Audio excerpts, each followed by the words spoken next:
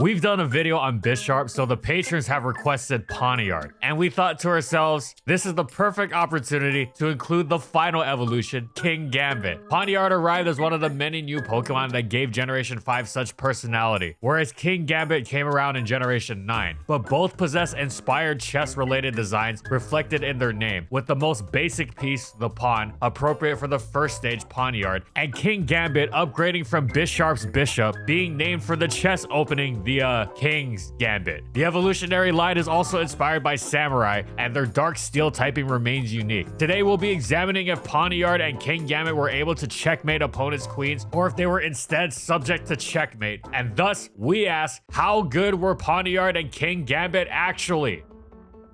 And in this video, we'll be going over these competitive formats.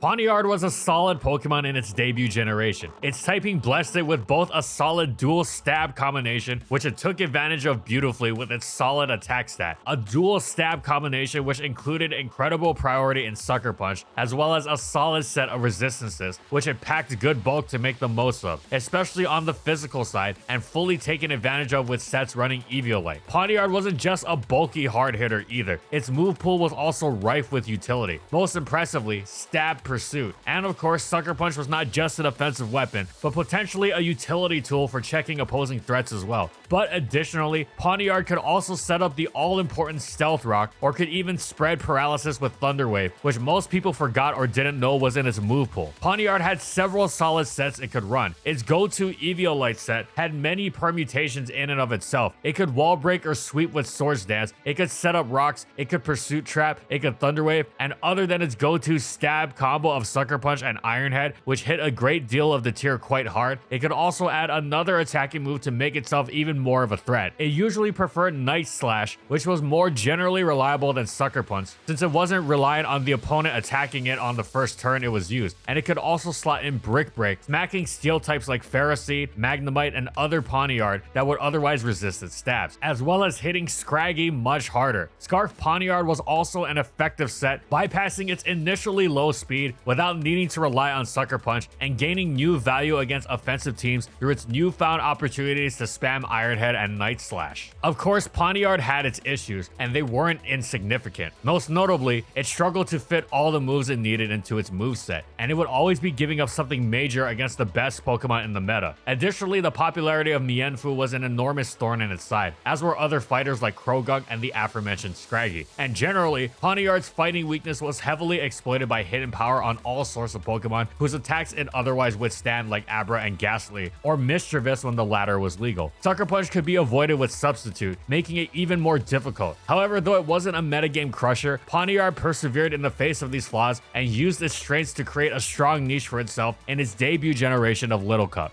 Like Bisharp and OU, Pawniard gorgeously took advantage of the changes brought about by Generation 6. Its Dark Stab was no longer resisted by Steel, suddenly making it one of the scariest Pokemon around, especially because its secondary Dark Stab was also one of the best moves in the game, the newly buffed Knockoff, hitting item-holding Pokemon far harder than Sucker Punch and removing their items in one fell swoop. In a tier as item-reliant as the Eviolite and Berry Juice-heavy Little Cup, this was especially devastating. Pawniard's Steel Stab was also far more valuable now with the addition of the Fairy type, and being able to threaten Fairy types meant they wouldn't want to be switching into its knockoff. Furthermore, the buff to Fog as a form of hazard removal would be punished by Pawniard's Defiant ability, giving it a free Swords Dance, and the popularity of the speed dropping Sticky Web gave Pawniard another avenue to punish opponents with this built-in SD. Pawniard was poised to pulverize all in its path, and it delivered on its promise and potential with aplomb. It wouldn't be inaccurate to say Pawniard crushed pretty much the entire tier. It was one of the two best Pokemon around, just behind Tier King Mienfoo, which yes, was a check, but also loathed losing its Eviolite to the knockoff it was one of the only worthwhile switch-ins to. Nor did Timber for that matter. Most everything else got rocked in some way. Knockoff alone was monstrous, and Iron Head and Sucker Punch backing it up meant Pawniard was tearing through much of the tier with just 3 moves. This was just with its standard Eviolite set too, whose bulk provided it great switch-in opportunity, but if it equipped a Life Orb, it was outrageously strong. Scarf sets were excellent as well, Its knockoff more spammable than ever with the extra speed, and additionally, its fast pursuit allowed it to safely trap terrors like Abra and Ghastly. With the threat of just those 3 moves, Pawniard had great flexibility in its last slot, whether supporting its team with Stealth Rock, going for the late game kill with Swords Dance, or even slotting in Brick Break. Wait, why? Steel didn't resist Dark anymore. Yes, but Brick Break gave Pawniard the edge against other Pawniard, which perfectly encapsulates just how big a deal Pawniard was. It was an incredibly powerful, popular metagame staple, which shaped the tier to its whims, and forced substitute on a huge number of Pokemon just so they could try and avoid its mighty Sucker Punch. This caused many a headache-inducing mind game. Withstanding Pawniard's hits was absurdly difficult. You just had to try and limit its opportunities any way you could, and that was no easy task either. Pawniard was utterly elite in how it dominated and defined Generation 6 Little Cup. Pawniard planted its 3 variants into Gen 7 once again, Eviolite, Life Orb, and Choice Scarf, and while power creep ensured it wasn't quite the top 2 elite it had been previously, it remained one of the metagame's very best. Even with Gen 7's nerfing of Sucker Punch's base power, dropping it from 80 to 70, Pawniard was absolutely superb. It remained an excellent stealth rocker, given how it switched in against so many other top tier Pokemon like Fungus. That same trait which let it fire off its vicious attacks, and it could still slot in Swords Dance or Brick Break in that Stealth Rock slot if it wanted to, just like the previous generation. Meanwhile, the Scarfer remained apt at trapping Abra and Ghastly, providing amazing support for threats like Timber. Furthermore, the Life Orb set was even more terrifying with its newfound access to low sweep, allowing it to hit checks like Mienfoo and Ponyta on the switch while slowing them down, allowing it to smack them as hard as possible on the next turn, as if dealing with it wasn't hard enough already. What was particularly great about Pawniard was that it hit so hard, it was very difficult to really toy with it. It was so straightforward and no nonsense that it was particularly apt at destroying teams considered cheesy in their strategy. Most notably, it brutally punished Sticky Web, since it could tank hits with Eviolite, and giving its already terrifying attacks a free Swords Dance upon entry was not something you wanted to do. In general, Pawniard was such a reliable choice because its fly and grass resist gave it so much opportunity, and so little really enjoyed switching into it. Okay, you hated Ponyta switching in and Flame Body activated, but Ponyta also had a nasty Stealth Rock weakness to deal with, which just goes to show how tough dealing with Pawniard was. As such, another highly successful defining generation of Little Cup for it. Generation 8 removed Pursuit, meaning Pawniard lost some of its utility. But fortunately, it was so excellent with its other moves that it wasn't really much worse off. Furthermore, it actually received a tremendous buff with the removal of Hidden Power. Forget getting blasted by HP fighting. Pawniard would have been great anyway, but now it had new avenues with which to excel. Its go-to Stealth Rock variant remained one of the tier's best rockers, but it had a new angle of use in how it now ran Berry Juice as its item. The extra health alongside a careful nature and special defense investment reinforced the resist of its steel typing that allowed it to act as a reliable check to strong special attackers like Abra, Porygon, Galarian, Ponyta, and even Staryu. The utility of the set was incredible, not just in the slew of threats it took on, not just in how it reliably popped up Stealth Rock since Magic Bounce Natu didn't want to come anywhere near it, but how it did this and still remained offensively threatening thanks to the ever reliable trio of Knockoff, Iron Head, and Sucker Punch. Pawniard was an elite Pokemon again, pulling the same old tricks, just in slightly new ways. And speaking of, its Scarf set made a triumphant return as well. No, it wasn't going to be Pursuiting anymore. Instead, it used the slot that would have gone to Pursuit to include Beat Up. This let it smash through Abra or Diglett that had Focus Sash or Substitute active. An absolutely game-changing reversal of the one-on-one dynamic, being able to smack Larvesta hard without making contact, i.e. avoiding a potential Flame Body burn, was massive as well. And generally, Beat Up was a great move to spam if Pawniard was paired with other Pokemon wielding higher base attack stats powering the move up. Speaking of amazing pairings, Pawniard was also heavily buffed in the new method it received in dealing with its long-standing #1 enemy, Mienfoo. With Coughing gaining the ability neutralizing gas, it switching into Mienfoo and forcing it out would actually deny the regenerator Mienfoo relied on so heavily, significantly hampering its capacity for switching into Pawniard repeatedly. Overall, Pawniard just kept trucking on as it always had, shaping and defining Little Cup yet again.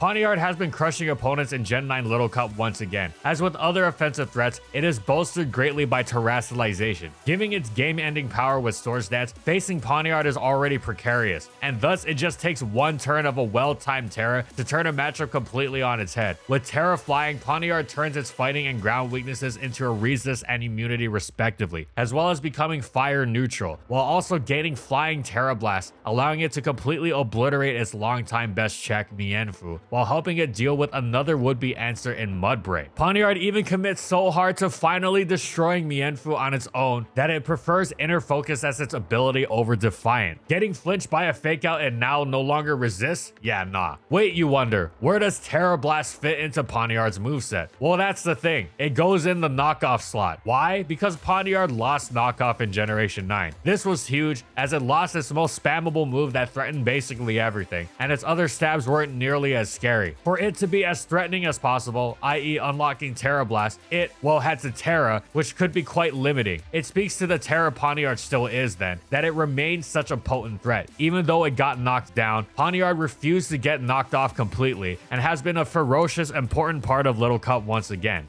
Kingambit was instantly one of the most touted, exciting prospects of the new options that were added in Generation 9 OU. No, it didn't have knockoff, but it did have the vicious Kowtow Cleave as its spammable dark stab, and it hit hard coming off of a brutally base 135 attack stat. Sure, Kingambit was actually slower than Bisharp, but this wasn't just offset by the fact that it had a much stronger Sucker Punch. It was also bolstered by its far better bulk. Whereas Bisharp was already a decent hit taker with base 65 HP, 100 defense, and 70 special defense, Kingambit boasted a stunning spread of 100 HP, 120 defense, and 85 special defense. This would have been a tanky on any Pokemon, let alone one of the hardest hitters in the game. Wait, was Kingambit really that hard a hitter, even with Swords Dance? The answer was yes, in and of itself, but what really pushed it into territory so frighteningly powerful as to bring its fairness into question was its ability Supreme Overlord, which boosted its power by 10% for each of its fainted teammates. Talk about a catch-22. You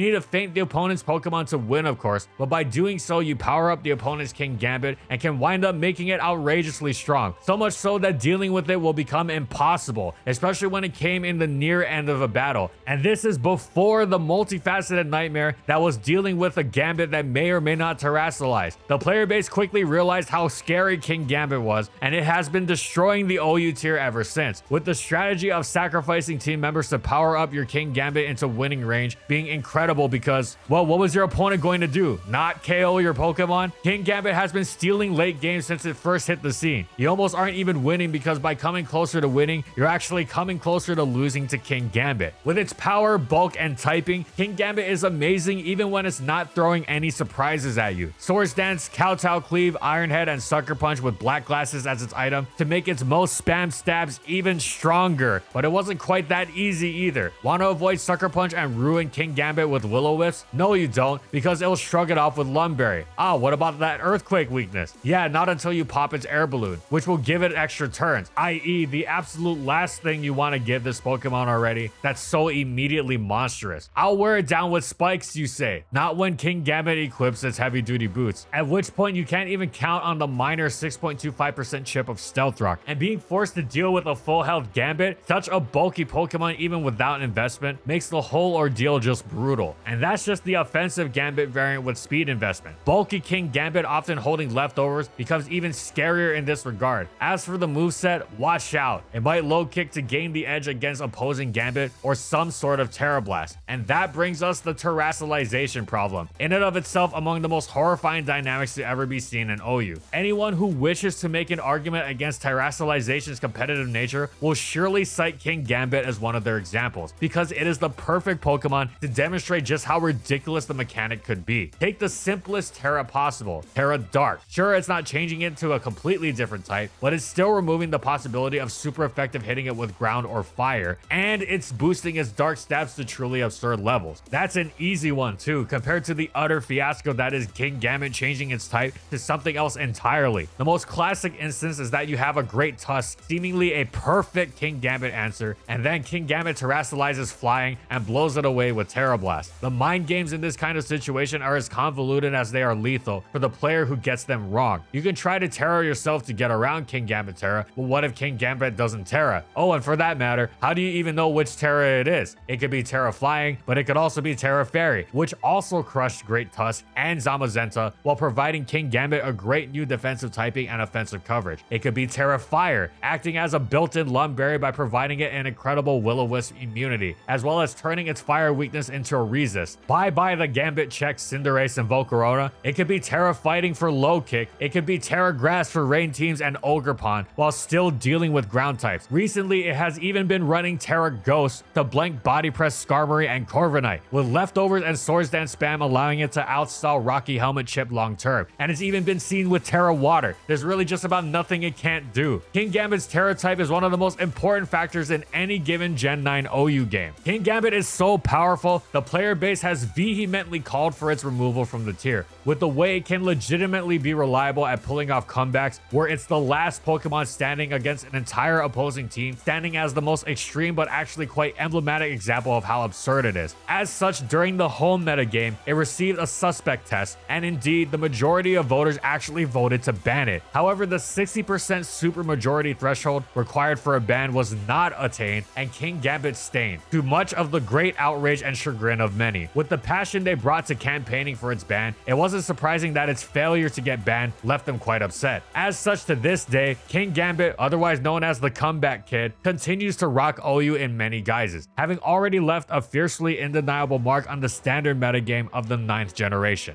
Kingambit has been ripping it up in VGC as well. It doesn't abuse Supreme Overlord quite so much given the limitations of the 4v4 battle format, so it doesn't even bother. Instead, it runs Defiant. Yeah, forget checking it with your beloved Landorus Therian. Between 2023 Series 2, 2024 Regulation F, and 2024 Regulation E, Gambit's seen some variations in its set across the formats, but the general ideas remain rather consistent. Notably, it greatly enjoys an Assault Vest set, the boosted special defense allowing it incredible special tankiness and providing it greater utility in hit taking for its team, and in doing so, providing it more opportunity to unleash its attacks, which are still wickedly powerful without Swords Dance, Black Glasses, or anything of the like. It's still a great Terra user too, flipping the script on checks with Flying or Fairy, much like in singles. Of course, Kingambit can also unleash boosted brutality on opponents with a vicious Swords Dance Black Glasses set. Its Dark Stab utterly vicious, especially when Terra Dark. It can also opt for other items like Weakness Policy to really punish hitting it super effectively, Citrus Berry to reinforce its health, or Safety Goggles for Spore immunity. No matter what its guise though, Kingambit's Sucker Punch is both an amazing threat and a great way to keep fast, frail threats like Xianpao and Fluttermane in check. For such a threatening offensive Pokemon to have such great defensive utility makes Kingambit a Pokemon pretty much any type of team loves to have. Indeed, Kingambit is so useful that its usage is through the roof, which is why low kick gets used on it sometimes, because having the advantage in the Kingambit mirror is just so enormous, and it's been used so much that we've limited its placements to top 3. These players on screen did very well with it, using Kingambit on their team.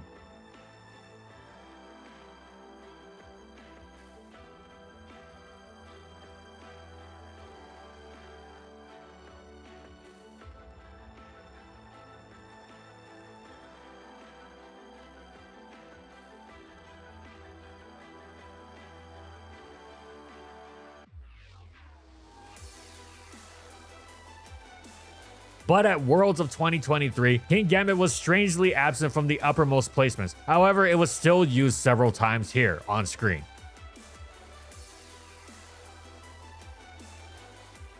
Kingambit's VGC journey is still very much underway at the time of this video, but it seems poised for continued success and has already had quite a bit thus far. And that's it. So how good were Pawniard and Kingambit actually? Well, Pawniard has been a top tier Little Cup Pokemon for an incredibly long time. Even in its debut generation, where it was at its weakest, it was quite solid. Then Gen 6 came along, buffed it to high heaven, and Pawniard took off. It was utterly elite, only eclipsed by Tier King Mienfoo, and proceeded to be similarly excellent in the subsequent 2 generations. Even upon losing knockoff in Gen 9, Pawniard has been superb thanks to the power of terrestrialization. Meanwhile, Kingambit has rocked the world of OU since day 1 of Scarlet and Violet, with its Supreme Overlord ability putting the opponent in incredibly difficult positions and making Kingambit the game's greatest comeback artist, especially when bolstered by the type shifting effect of terrestrialization. Both Pokemon have already left their mark on Gen 9 and show no signs of slowing down. So overall, they are why the entirety of the Bisharp line ranks among the most excellent in competitive history. Thanks for watching, everyone, and as always, if you liked the video and you want to see more, be sure to subscribe to False Swipe Gaming for more weekly Pokemon content, and in the comments comments, I want to know, what do you think about competitive Kingambit or Pawniard? How do you feel about it not getting banned from OU? Whatever it is, let me know in the comments. Also, thank you so much to our patrons for continued support of our videos, and thank you to everyone else watching as well.